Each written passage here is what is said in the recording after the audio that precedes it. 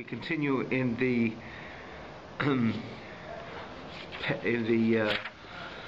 29th chapter, which we're still in the middle. It happens to be more of a lengthy chapter.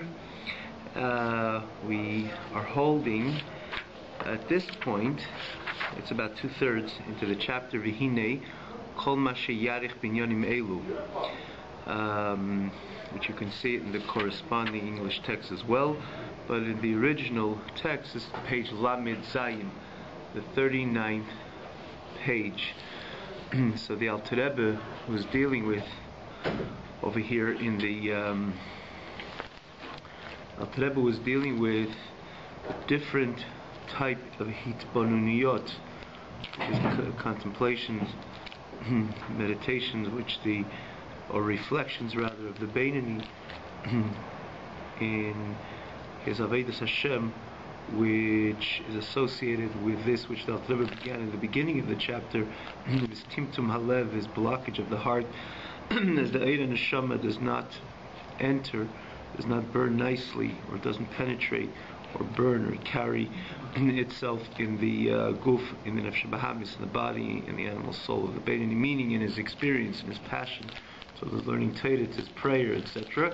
And this is different reasons, or different hitbonuniyot, reflections of reasons or associations which does not allow us, rather associated with this Timtum Halev, which prevents the Eid and Neshama, the light of the Neshama, to enter into the body. And the last one, the Alter Rebbe speaks about the reflection of, he makes an overall calculation of where his speech, action, speech, and thought over these years, from he remembers himself, or from day one, where was it invested? In the tzad kedusha, in the side of holiness, sanctity, divinity, or chas v'shalom the other way around. And as well, the Alter Rebbe adds one more dimension over here of his chalomes. He notices, as even of his dreams, that they are not they are hevel v'rois ruach. Many times his dreams are of vanity and evil spirits and so on. And the reason is because he doesn't, his neshama does not ascend on high. Which we gave the example that like somebody can come in when a yid, or when a person has the ability to protect himself, he has a home that he can come in and close the door behind him, that itself protects him from unfortunate experiences, or someone to have dominance over him or her, as opposed to when he has the ability to come into a home and lock the door behind him. So from he's usually protected and saved from any other negative impact. And so too it says Miyale Bahar Hashem, who was able to ascend on high, Nikika Paim Avar Livav. When a person goes to sleep, it says in Neshama Eila L'mayla, it ascends on high in She'eves L'chaim, Mechaya Chaim, it draws life from the source of life. And so that's the Har Hashem. But Miyale Bahar Hashem, who has the ability to be Ola, not Hashem, Nikika Paim, someone who's clean and lives basically a clean and healthy lifestyle, as opposed to someone who does not.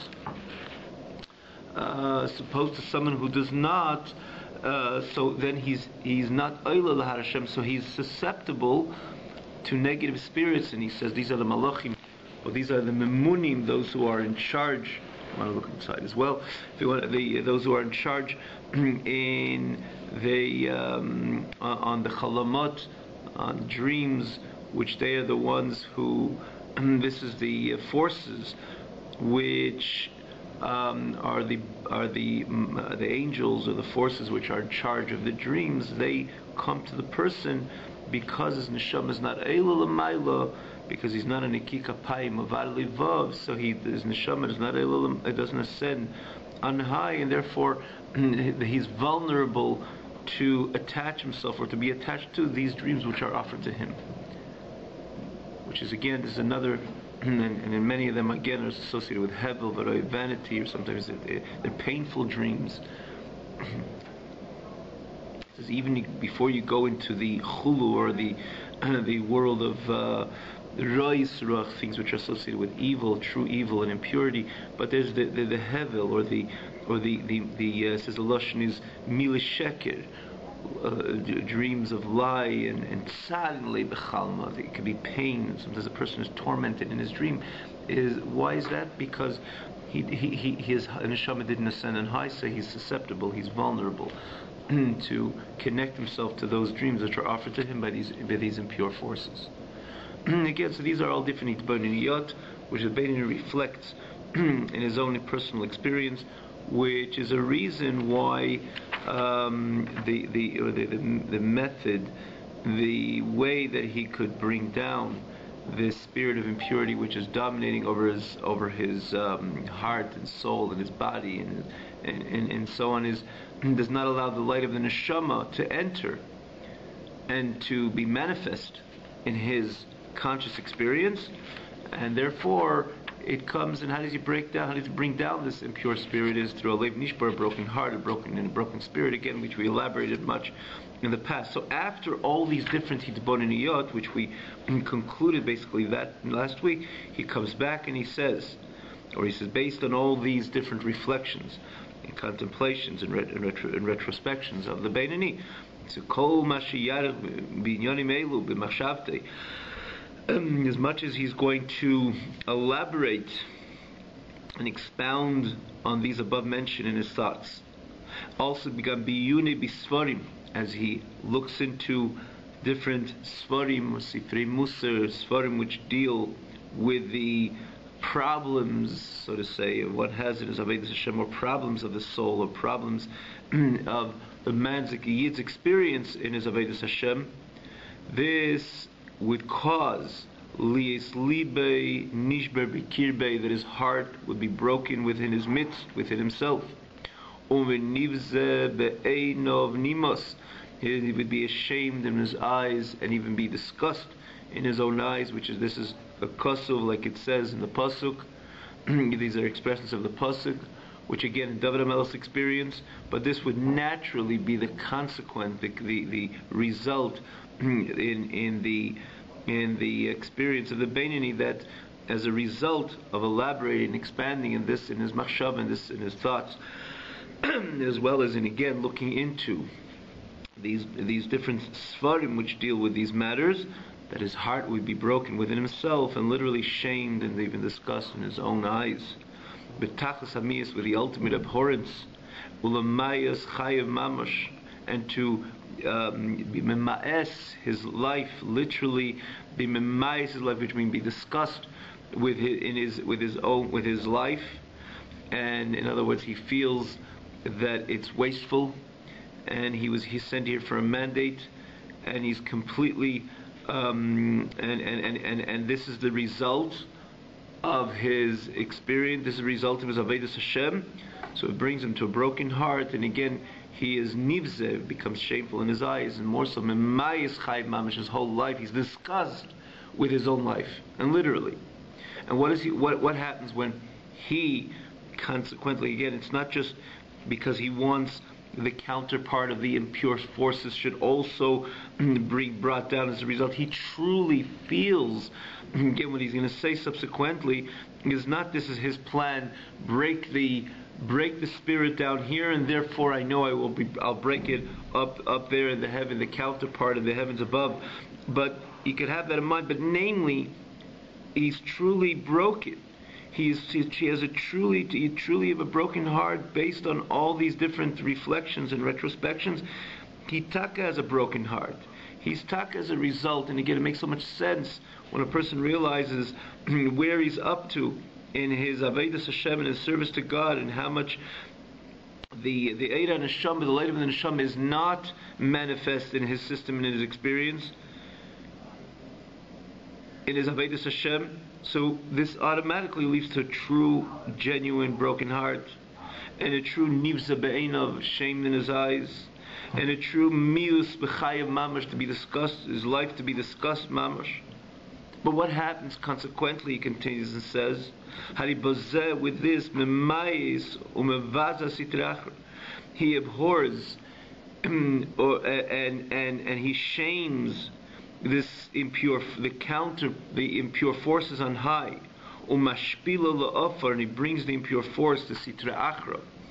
The negative forces, he brings them down to the dust, to the earth. Umayrida migdulasa v'gasas rucha, then he brings them down from their haughtiness, from their ego, from their gasus ruach, from the crass spirit v'gavhusa, and again in their from their narcissism, and from their or the narcissism of the impure forces, which means the chutzpah, the gavhus, the ego, shemagbias atzmal er kedushas nefesh elikis. He used narcissism as more the man's expression, but here it's the counterpart of the klipin sitra achra, which are dominating him, which are not allowing the Eira Neshama to come through, to penetrate, when he is memayis chayav mamash down here.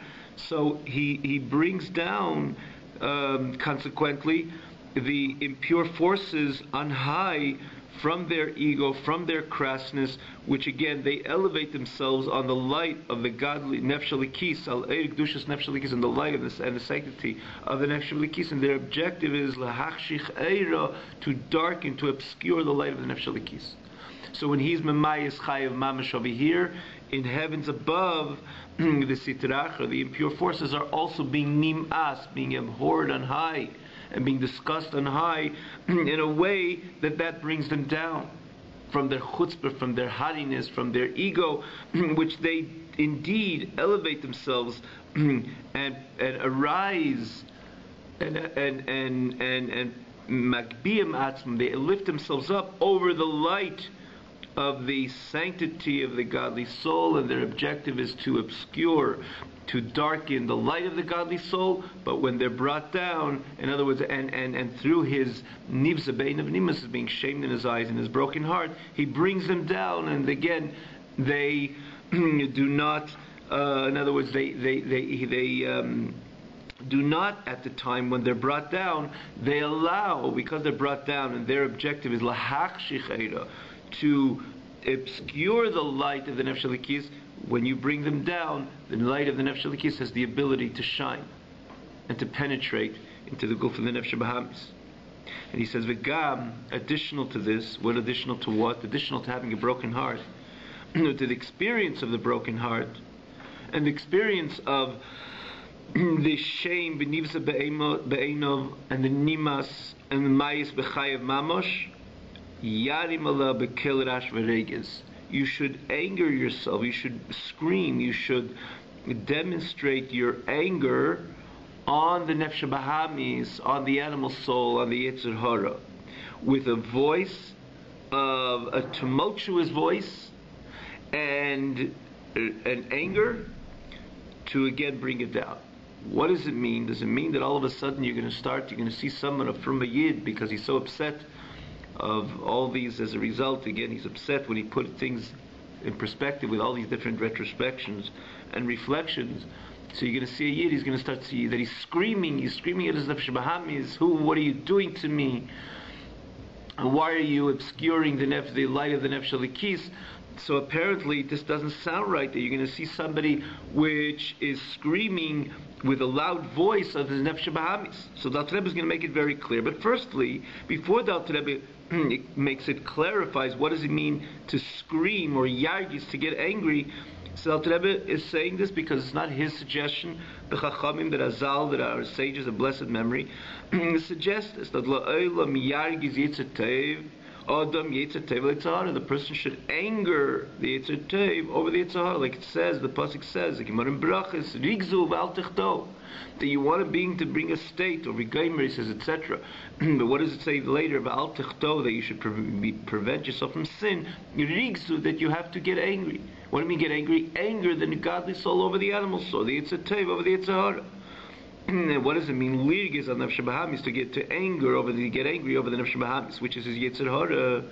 The kol rash v'regez, again with a tumultuous, loud voice and anger. But Al Tereva adds one word over here, which makes it clear. It doesn't mean that you sit and start screaming. You see somebody in his beinani, and you see him, part of his aveda is to scream over his nefesh bahamis. He's sitting, going to walk the street or come into a shul, and you see someone screaming his nefesh bahamis, and he's calling him all these names. It doesn't sound right. That's what Al Tereba adds one word. He says b'machshavte, that the whole experience of being margiz, of demonstrating anger from the nefesh alikis, from the godly soul, over the nefesh bahamis, of the animal soul, which means from the yetzer teva, of the yetzer hara, has to be machshavte, in your mind. Which means you should bring the reigiz out, but not in dibur, not in speech. You bring it out in your thoughts. But in your thought, which we know thought, there's isis, there's also letters and words. In other words, thought is not something very hypothetical. It's not hypothetical. It is abstract in comparison to speech. But yet, there's isis. A person thinks in certain languages. You think in a particular language, rather. There's isis hamachshava. So in machshavte, there could be the whole notion of a loud voice. In one's thought, there could be the whole notion of regiz, of anger. And what are you telling the nefesh bahamis? Leimelei, to tell the animal soul, the yetzer hara, atorah b'rosho, you're evil, you're wicked, umeshukot, you're abhorrent, umetuav, you're ugly, or disgusting, umenuval, which is also an expression of a deriding expression. You call the yetzer hara and the nefesh bahamis, the animal soul, all these names which our sages called them. So you literally degrade in a very condescending manner the nefesh bahamis itself, the yetzer hara itself, and you talk to it. You say you're evil, you're wicked. What is he complaining? Again, one thing we want to clarify: this is machshavte in his mind.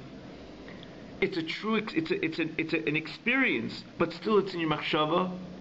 It's a real happening experience. You anger the nefesh alikis, the godly soul, over the nefesh bahamis, over the animal soul, the yetzer teva, over the yetzer hara, but yet still in machshava. But what are you telling him?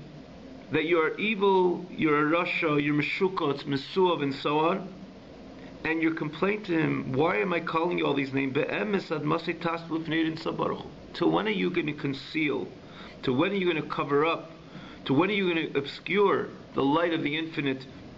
Blessed be He, which fills and creates, and all elements, all the worlds, which is again the godly energy, which is so evident in the honest mind and the honest heart, especially in the Avodas Hashem of the Beinani. And he says, to when are you going to cover this up? To when are you going to conceal the light of HaKadosh Baruch Hu, which is Haya Hayvi B'Shava, from the perspective of God. One of the reasons why Hashem is called Shem Hashem Yud Kei Vav Kei Havaya, because He is Haya, He's the past, present, and future in one. Meaning to say, Hashem is transcendent of time. We spoke about this in the past. Baruch atah Adonai Eloheinu melech haolam shehakel nihya b'dvarim.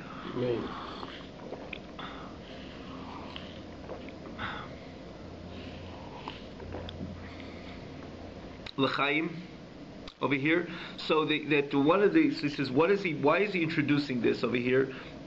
Because he's trying to say that one of the things that yetzer hara, one of the things the animal soul of the yetzer hara does, he makes this reality very real. The reality of Elam Hazeh. He makes the reality of whatever a person sees in front of his face as he lives and experiences his life in this physical world. So this past, this present, this future, with this he's able to blur, he's just able to eclipse the emes of HaKadosh Baruch Hu. Because he says, just like this area, this domain is very real. Where is God in the picture? He's the behind the scene creator. But He created this whole reality of time and place. So the time and place itself, in their presentation, in the presentation of the yetzer hara, the nefesh bahamis, the time itself, in time and place itself, eclipse the emes of Hashem. Because Hashem created it, He probably invested in it, He's part of it. So what's real is Eilam Hazeh, is the world reality which you live in and you experience, which when you say Eilam, it's about time, it's about place. This is tangible, this is palpable, this is real. The God is ultimately the Hashem, which you're truly supposed to focus on, is also part of this reality because He created this reality. So He's kind of the picture with the Nefesh Elokis constantly presents that HaKadosh Baruch Hu was part of this reality. And because He's part of this reality, so what is dominant is the reality of Eilam Hazeh. Because HaKadosh Baruch Hu created time and place, He's probably part of the time and place. He's part of the fabric of Zman, He's part of the fabric of Mokim. So what is real? Zman and Mokim. Time and place. Eilam Hazeh is real. But the truth of the matter is that God is transcendent of time and place, which means everything in the world could happen, and it could be the most odd and complicated times, or within Eilam Hazeh. I say complicated because that's a time when a person forgets and doesn't take note of this which is emes, which is the emes Hashem la'elam. But the whole excitement or the whole happenings of Eilam Hazeh, of this physical world, in the end of the day, HaKadosh Baruch Hu is transcendent and beyond that. So when you say He's transcendent and beyond that, it means to say that you're not excited about the fact that there is a Eilam, there's a world and all the happenings and all the affairs of Eilam Hazeh, which seem to cover up over the emes of Hashem. If God's only reality was of the fact that He creates an Eilam and He invests in His creation like man invests in any of his doings, you kind of become part in this which you do. So this which you do takes over your presence, or your mitzias, your reality. Because your whole soul is invested. You build a building, you build a city. This is who you are. Your whole neshama is invested into it. Your actions are invested into it. Your speech is invested in it. Your focus is invested in it. So you're not the same prior you going into this project to after you're going into this project.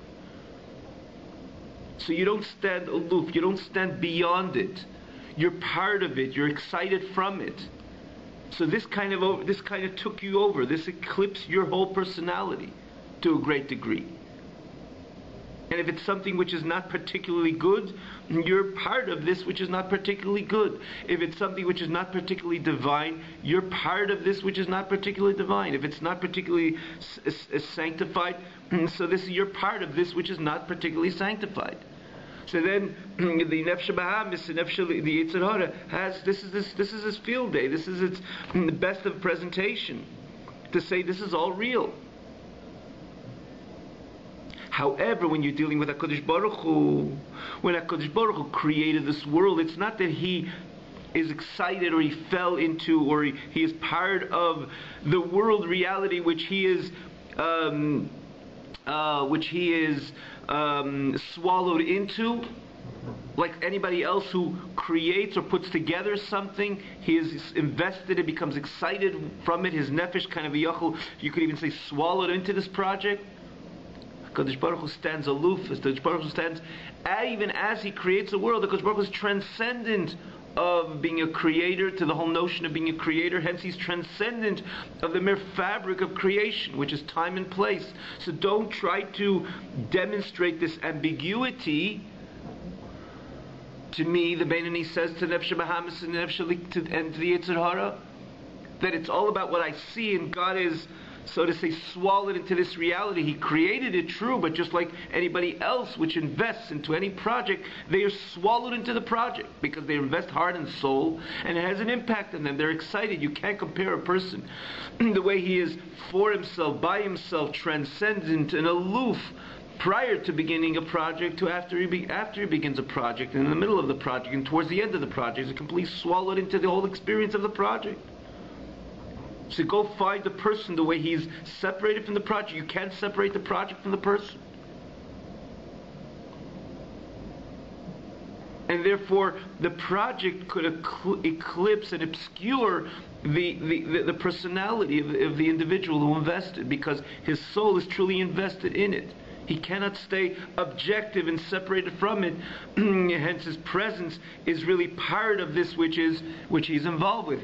But Masha'enkin, as opposed to when HaKadosh Baruch Hu, even if he created this world, HaKadosh Baruch Hu, as he creates this world, he is still Hashem, which is Haya Hayve V'yeh Ke'echad, which is transcendent of time, transcendent of place. As he creates the phenomenon of time, which by time is by definition there is past, present, and future. There is Makim, there's place, which is Mizrach, Ma'ariv, Tzaf and Darim, the east, the west, south and north, which is again is the distinction of Makim, a place. HaKadosh Baruch Hu is L'mayla min HaMakim. HaKadosh Baruch Hu is transcendent from the phenomenon of Makim, which is again the fabric, the texture, the makeup of Elam Haza, this physical world. So if he's beyond it and not excited of it, it doesn't impact to him. So he's right there as he is.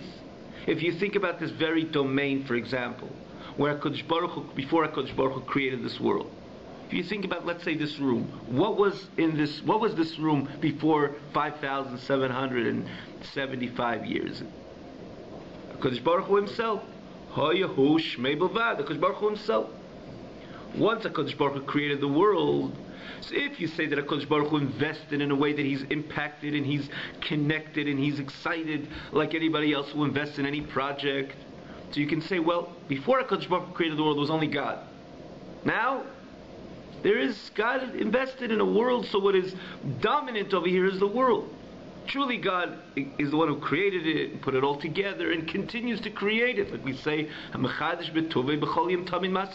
day and every moment, HaKadosh Baruch Hu continues to create, but he's so swallowed, he's involved in it, so you can't say that God's presence is so evident and so overtly, Hashem is so overtly present in this place where he created an Olam.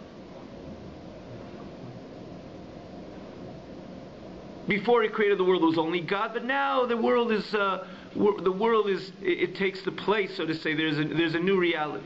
And HaKadosh Baruch Hu invested in this reality, so to some degree he became part of this reality, to some degree at least. Say no.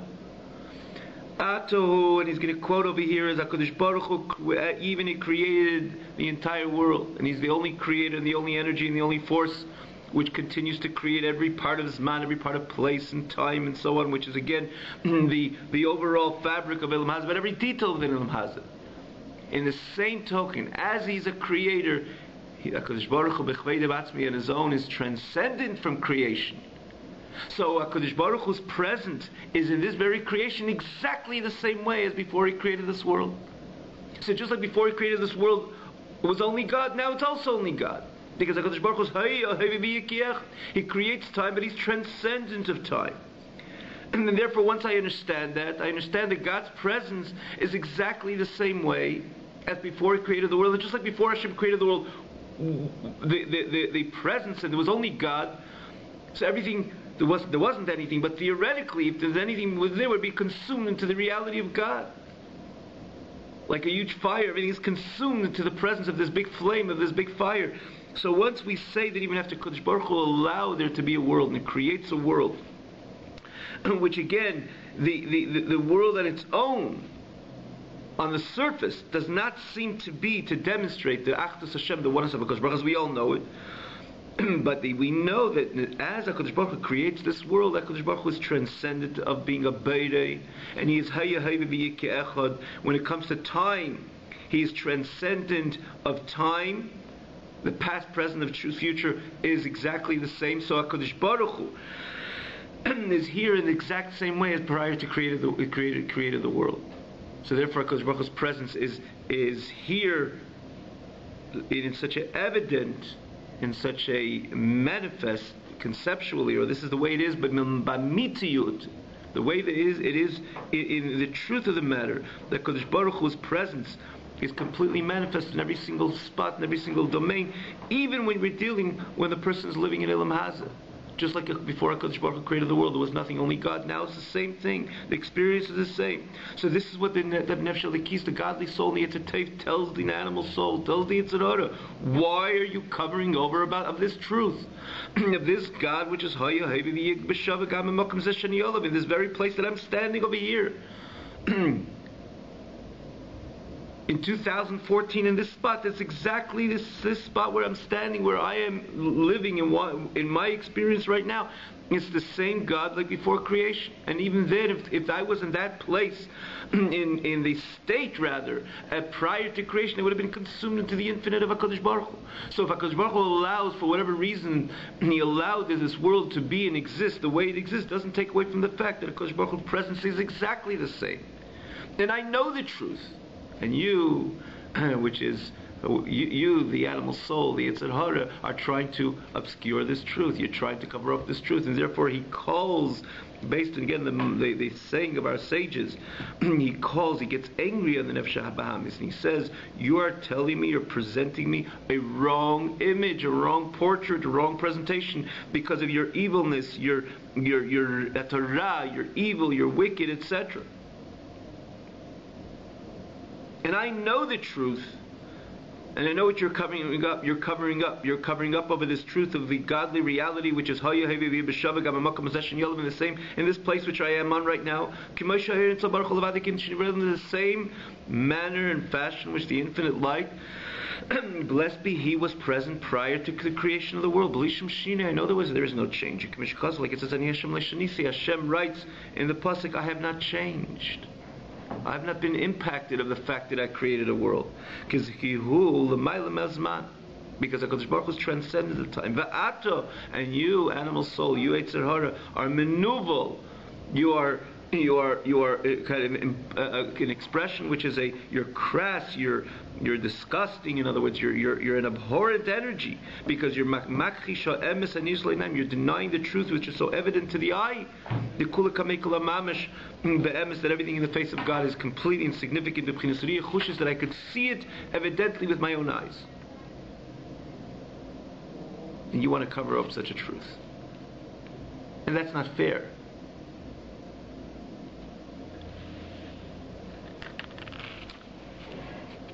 And when he's going to do so, ultimately, learn another few lines over here. He said, with this, you will benefit, bring this benefit to your godly soul, that your eyes will be illuminated truthfully, the yichudei in sof, the unity of HaKadosh Baruch Hu, with a evident, a vision, an evident vision in godliness, not only in a way of a far and distant perception of the reality of godliness, but on the contrary, you'll be able to open up your eyes, and your eyes will shine and will illuminate, and the unity, the oneness of HaKadosh Baruch Hu in this physical world will shine through your eyes. And again, beriyah chushis, not like as a foreign concept, but a vision which is a tangible and palpable vision. Have a wonderful night.